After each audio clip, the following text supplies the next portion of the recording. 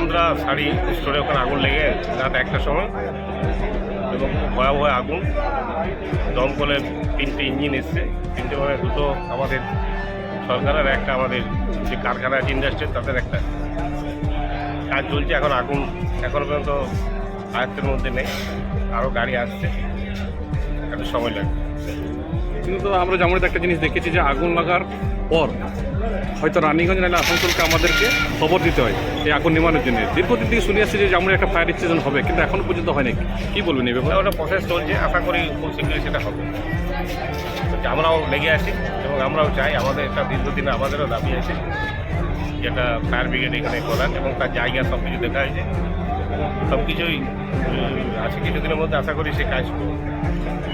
এখন আগুনের পরিস্থিতি কী রয়েছে? এখন আগুনের পরিস্থিতি উদ্বেগজনক আছে, চেষ্টা চলছে এখনও। দমকল দিয়ে সব আছে, চেষ্টা করছি, এবং আরও গাড়ি আসছে আসানসোল থেকে।